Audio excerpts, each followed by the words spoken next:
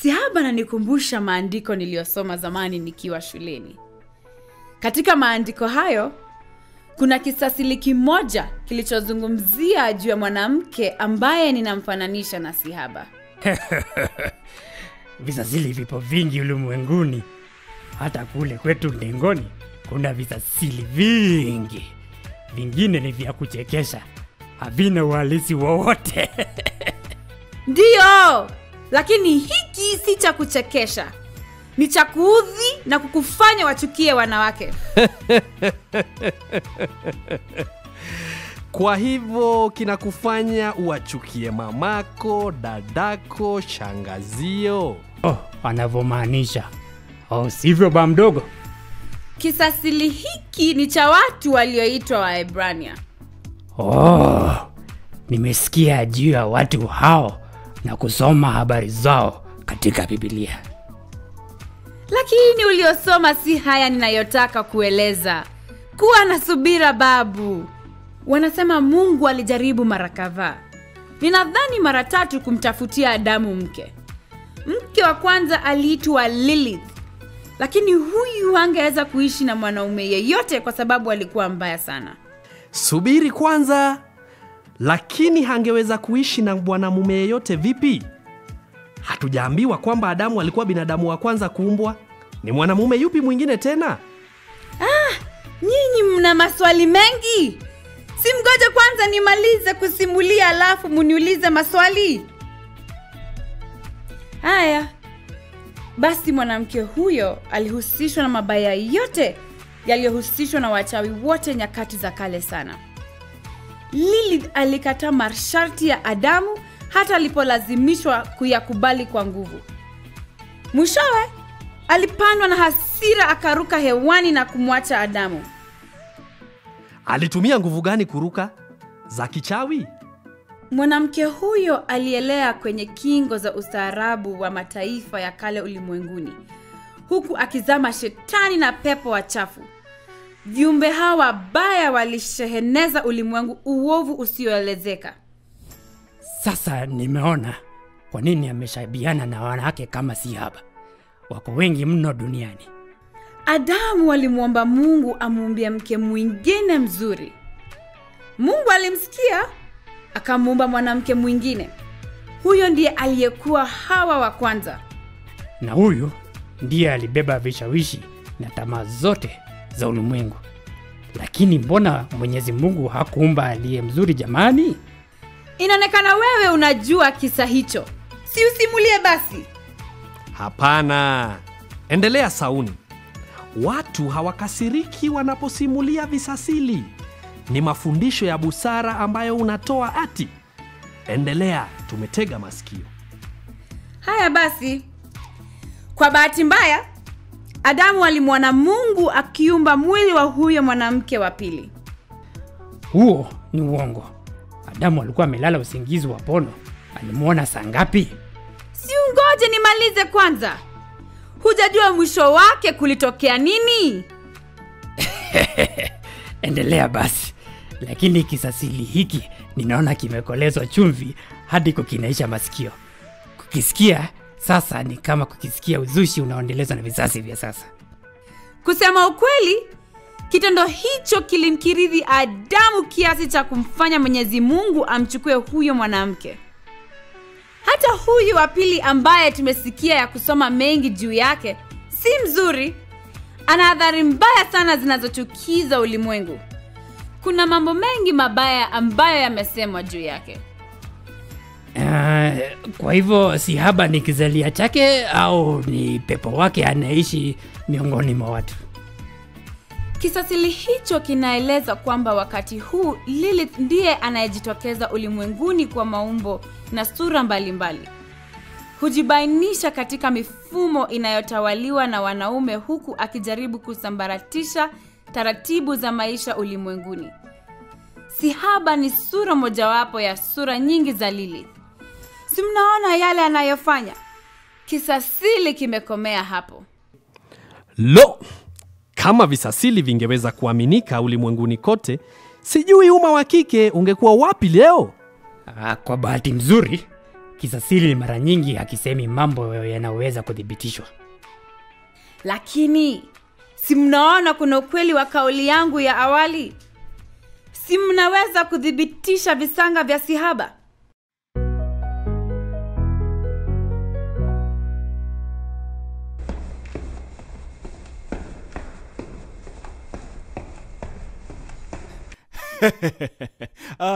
Sihaba, nimefurahi kukuona. Umeshinda vipi chifu? Sisi tuko salama. Pengine wewe? Hata sisi tuko salama. Stakabadhi ulizoitisha hizi hapa. Umefanya vyema. Una hakika hakuna yeyote aliyekuona? Nilihakikisha hakuna aliyeniona wala kunifuata. Safi kabisa, safi kabisa. Wajua mahasimu wetu wakipata vyeti hivi, huenda tukashindwa kesi ya ardhi kule kotini. Sihaba na chifu walipotoka ofisini, Mwangasha alienda kukagua zile stakabadhi za Sihaba. Hapo walijua kwamba amepata ushahidi wa kutosha wa kutatua kesi ya ardhi kati yao na serikali. Mwangasha aliamua kuenda kunakili zile stakabadhi ili kujihakikishia ushindi kotini.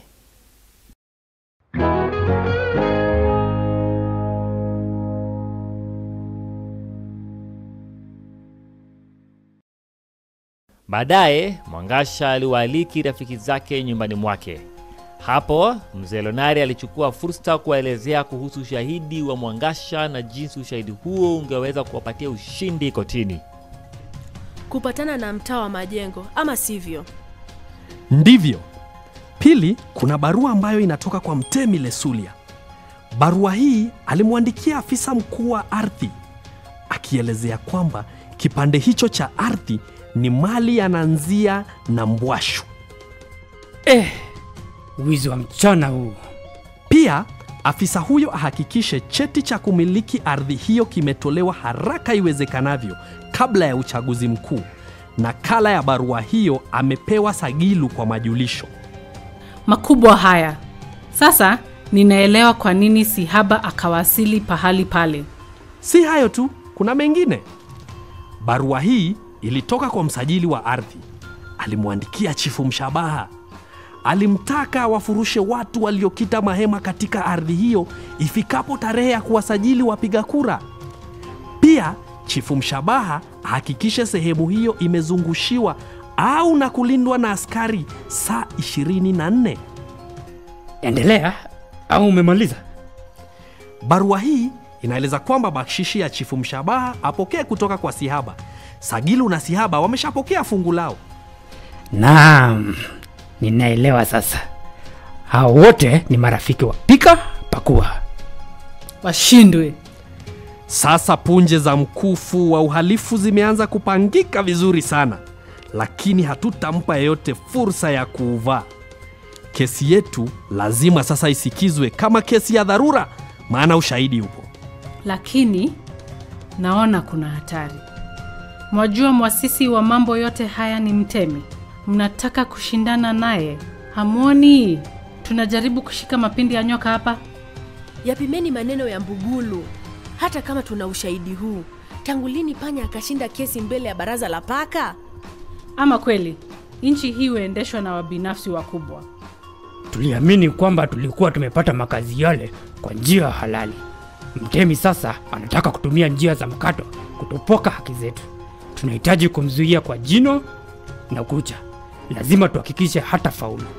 Hatutaruhusu haya kutokea, kwani sheria za nchi zitatutetea. Mtemi amekuwa akizunguka Waketwa ili awahamishe kutoka katika makao yao. Anataka kuharimisha ardhi walioipata kihalali. Anajua asipofanya hivyo, huenda akaukosa ushindi na kuwa kiongozi tena. Isitoshe, rafikie Mtemi wa dhati mzee Sagilu yuko hatarini kisiasa. Huenda akarambishwa sakafu wakati wa uteuzi wa wagombea viti. Kwanza, hakuna anayempenda hapa Matango. Mtemi Lesulia anafahamu kuwa Waketwa ni wengi sehemu hii. Hivyo, anataka kutibua amani na kuharibu makao yenu ili msambaratike. Lo, mipango dhalimu hii. Mwishowe, Hakimu alikata kesi kutokana na ushahidi uliowasilishwa. Waketwa na wale wote waliochomewa maskani yao wakashinda kesi.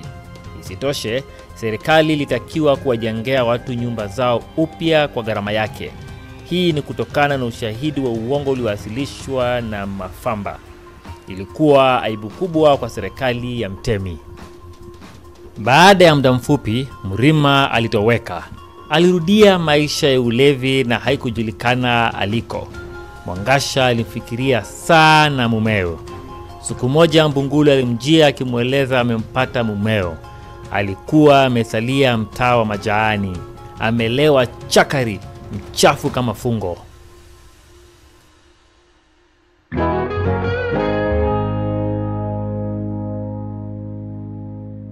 Hamwoni kwamba mila iruhusu mie nikatunzwe na mke kama mgonjwa? Au mmesahau mikatale ya utamaduni kwa sababu mnaishi mjini? Mila zipi hizo mme wangu? Nani asiyojua uliopitia? Siwezi kuvunja mila kwenda kutunzwa kama mtoto. Hamwoni sina kazi, sina chochote. Nitawapa nini watoto wangu? Sikiliza Mrima, maisha ni mafupi sana. Ndiyo maana watu wengine huhiari kuishi peke yao badala ya kukimbizana na watu wasio wathamini. Wewe hapa unathaminiwa sana, licha ya kwamba uliteleza vibaya. Ya nini kuwakimbia watu wanaokudhamini? Jifunze kutokana na makosa yako. Usijaribu kutafuta mtu atakayeweza kukutatulia shida zako, maana hakuna. Ni vyema kuwa na mtu atakayekabili matatizo yako pamoja nawe. Naye huyo ni mkeo. Kuna waliojaribu kukuchimbia kaburi ili wakuzike ukiwa hai, lakini haikuwezekana kwa sababu Mungu anakupenda zaidi. Lonare, unaongea kama ambaye hajui mila zetu. Nataka niishi peke yangu kwanza. Niishi maisha mapya, nipate kazi, ndipo niweze kuishi na kuitunza jamaa yangu. Vinginevyo, sitoki hapa. Huyu anataka kurudi Majaani tu huyu. Utamu wa pombe bado huu midomoni. Tamaa ya kinywaji cha Firauni bado inamhilibu. Damu iliyo mishipani mwake ingali naitisha kileo hicho cha sumu. Mnafikiri hata mkimpeleka nyumbani ataupiga teke uraibu wa pombe?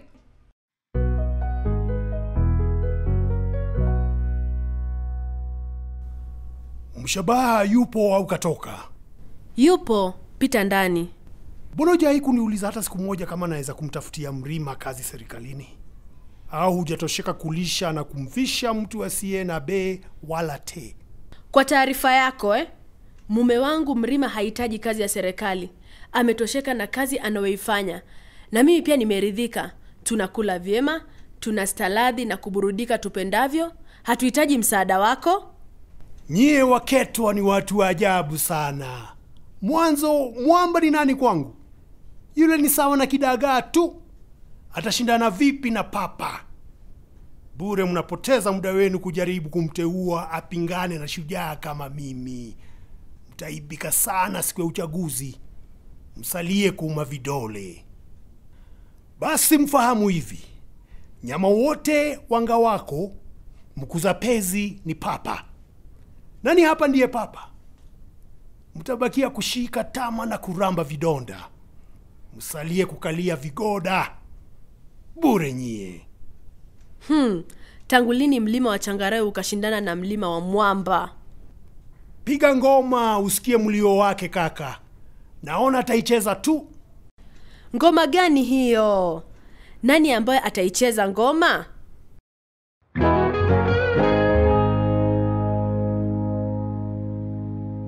Naweza kuwa nimeweka wapi kwani? Umepoteza kitu au nini? Hapana. Kulikuwa na bahasha hapa. Umeiona? La hata. Nimeingia humu saa hivi. Wala sikushughulika kujua vilivyo juu ya kabati. Umesema juu ya kabati? Au ulisema ndani ya kabati? Nina hakika bahasha ilikuwa juu ya kabati na wala si ndani. Nawe umesema juu ya kabati, kuonyesha kwamba una hakika ilikuwa juu ya kabati. Acha mchezo wako huo wa maneno. Wala sikumbuki kusema juu ya kabati. Nimesema tu, kwani bahasha ilikuwa juu ya kabati? Ndivyo nilivyosema. Nawe umeingia humu na kuashiria kwamba bahasha ilikuwa juu ya kabati. Sikiliza Mrima, mimi sikuashiria chochote.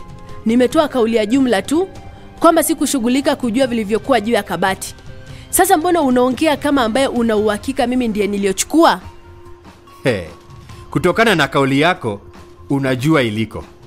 Naitaka sasa hivi. Najua umeichukua. Wataka nikuambie mara ngapi sijui iliko? Kwani ililetwa na nani? Unasikia tena unayosema? Umeuliza ililetwa na nani. Kumaanisha kwamba si mimi niliyeleta bali ni mtu fulani. Bila shaka unamjua mtu huyo. Naona akili yako inakucheza shere. Fikiria vizuri pahali ulipoiweka bahasha yako. Utu? Kwani mtu atakula utu? Inafaa mtu ajijenge kwanza kwa njia yoyote ile kisha afikirie masuala ya utu baadaye. Au hata aungame baadaye. Mungu si adhumani. Atamsikiliza na kupokea msamaha wake. Nani asiyeiba au kupokea mlungula siku hizi? Mimi sitakuwa wa kwanza wala wa mwisho. Haiwezekani. Lazima bahasha imo mumu humu. Bahasha uliweka wapi?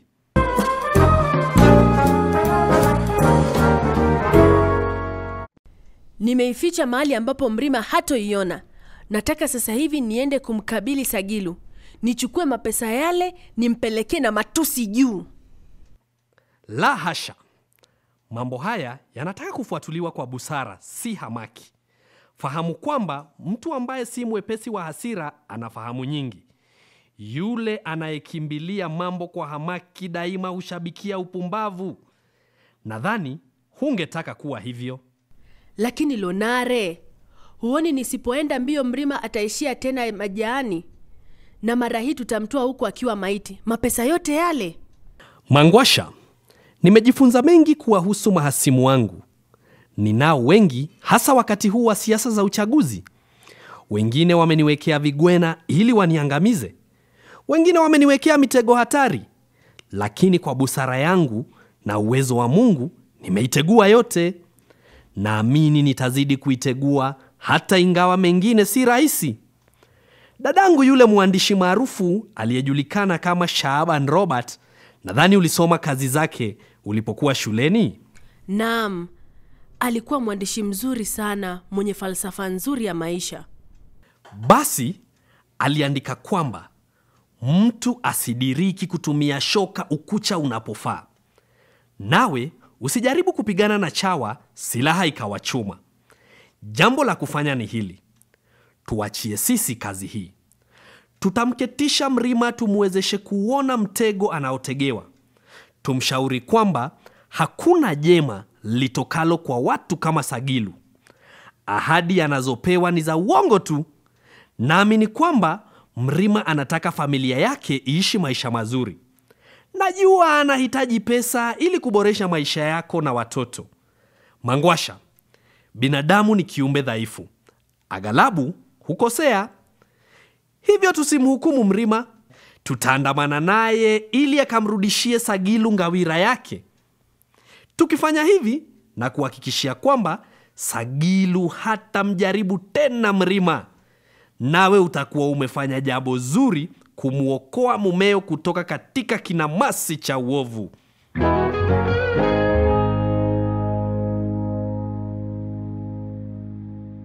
Mrima, mbona hivyo? Unaua panya nini?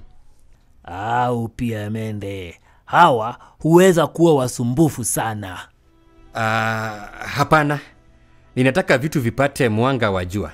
Mrima, mkeo ndiye aliyeichukua ile bahasha, lakini si kwa ubaya.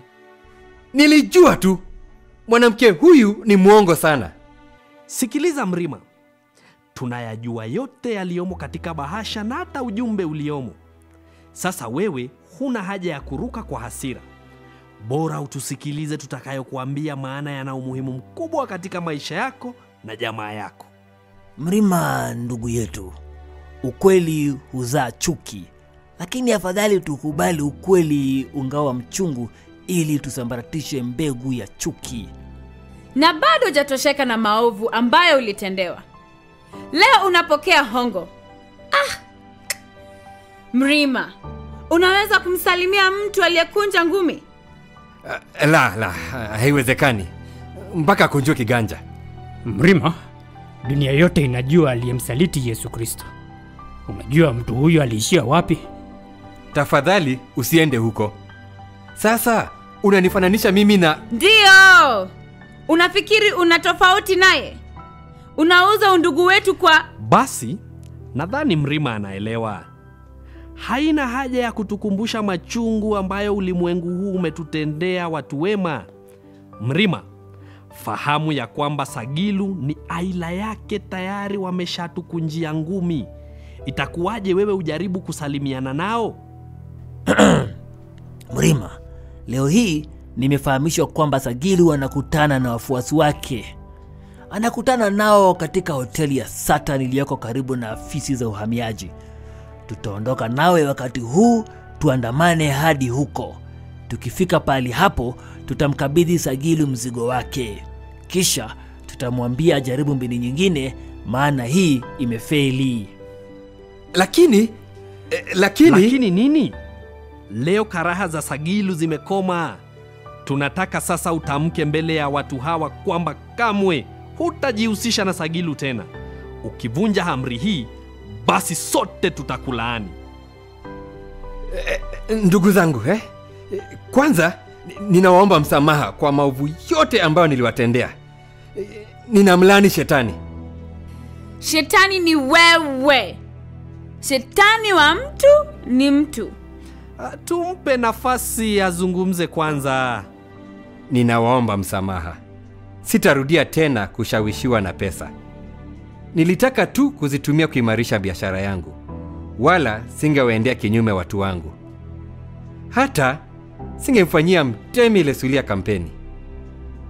Nitamuomba mke wangu msamaha. Kuchukua ile bahasha kutoka kwangu ndio yaliyokuwa mwokozi yangu, na wala sitawahi kumlaumu. Je, tumemsamehe Mrima kwa yote aliyoyafanya? Tumemsamehe. Tena tumfanyie nini? Tumlaani.